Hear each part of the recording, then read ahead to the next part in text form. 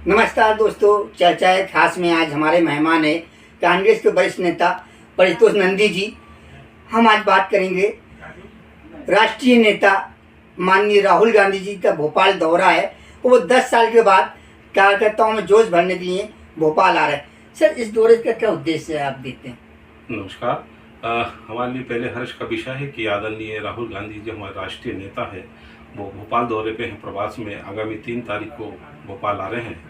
उनका समय समय पहले भी पूर्व में भी उनका दौरा रहा है मध्य प्रदेश की राजधानी भोपाल में। वो संगठन सृजन यात्रा के अंतर्गत उनका पदार्पण हो रहा है। पूरे कांग्रेस में एक उत्साह का माहौल है। पूरे पार्टी के लोग, पार्टी के कार्यकर्ता नीचे से ऊपर तक हर वर्ग में खुशी और उल्लास है। वो जो लड़ाई लड़ रहे हैं, न्याय की लड़ाई के अंतर्गत उन्होंने अभी संसद में उन्होंने अपील करी थी कि जातिगत जनगणना हो। इस जातिगत जनगणना की लड़ाई के अंतर्गत आज हमारे देश के प्रधानमंत्री भी सामने झुक गए, नतमस्तक हो गए हैं और उन्होंने भी स्वीकार कर लिया है कि जातिगत जनगणना होगी। सर, मोदी जी भोपाल आए, उस 10 बजकर राहुल जी का आना, क्या इसका उद्देश्य? नहीं, देखिए, कार्यक्रम तो हमारे राष्ट्रीय नेता का वो इस तरह का चलता रहता है। सिर्फ भोपाल ही नहीं, वो देश के अन्य प्रांतों में, अन्य राज्यों में उनका निरंतर दौरा चल रहा है।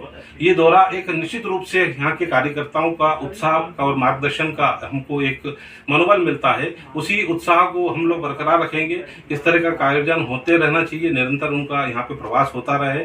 और वो जो सृजन यात्रा कर रहे हैं, पार्टी के अभियान, पार्टी के अंतर्गत जो कर रहे हैं, उसके अंदर एक नए उत्साह और माहौल देखने को बड़ा सवाल निकल के राजनीतिक गलियारों में गूंज रहा है। भाजपा के वरिष्ठ नेता नितिन गडकरी जी ने भी एक बयान दिया राहुल गांधी जी को लेकर कि जब वो दूर से देखा बहुत छोटे नजर, पास से बहुत बड़े नजर आए।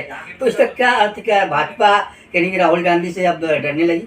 नहीं, धन्यवाद देता हूं मैं आपका गडकरी जी का, वैसे क्योंकि वो भी महान लीडर है। उनकी दूरदृष्टि इस बात का प्रमाण है कि राहुल गांधी वास्तव में बहुत एक महान नेता है, जो उन्होंने इसको चिन्हित किया है, उनके दल के लोगों ने, उनके नेता ने।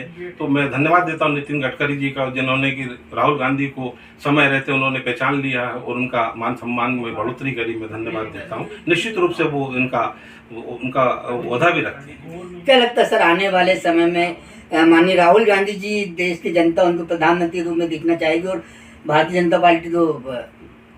देखिए, निश्चित रूप से परिवर्तन सृष्टि का नियम है। पूर्व में 60 साल भारत के इस देश, इतने बड़े देश के अंदर कांग्रेस पार्टी सबसे बृहद पार्टी है, पुरानी पार्टी है। उन्होंने 60 साल राज्य किया है। अभी एक अवसर मिला है आदरणीय मोदी जी को, तो उन्होंने अपना कार्यकाल लोग अभी देखा है उन्होंने, और लोगों ने उनको जो भी भरपूर समर्थन मिला है। और आज जो वर्तमान में धीरे धीरे लोगों की आस्था, जिन्होंने जनमानस उनको वोट दिया है, धीरे धीरे अगर वोट संख्या, वोट प्रतिशत देखेंगे, राज्य दर राज्य निरंतर वो घटते हुए क्रम में देखने को मिल रहा है। और उनके पार्टी के भीतर ही उनके अंदर में एक आलोचना भी होने लगी उनको लेके, उनके कार्य को लेके, और लोग, जनता भी उससे रुष्ट हो गए हैं। उन्होंने जितने भी वादे किए थे, सब झूठे वादे किए। उन्होंने कहा 15-15 लाख खाते में आएंगे, जो आज दिनांक तक किसी के खाते में नहीं आए। उन्होंने कहा कि गरीबी दूर करेंगे और रोजगार देंगे, 2 करोड़ रोजगार, 2 करोड़ रोजगार प्रतिवर्ष देने का जिन्होंने वादा किया था, आज दिनांक तक मैं ऐसा मानता हूं कि 2 करोड़ रुपए प्रतिवर्ष उसमें रोजगार में कमी आई है। ये आज युवा वर्ग बहुत रुष्ट है।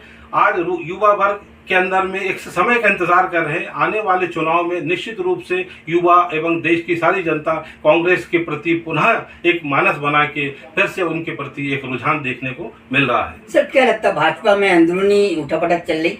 माननीय मोदी जी आए, उसमें 2 पूर्व मंत्री नहीं पहुंचे, उमा भारती जी नहीं पहुंची, शिवराज जी चौहान नहीं पहुंचे, जो मध्य प्रदेश चाहते नेता है वो नहीं पूछे। क्या लगता है अंदरूनी? देखिए, ये अपने आप में प्रश्न है और आप ही स्वयं उत्तर दे रहे हैं। ऐसे ही उनके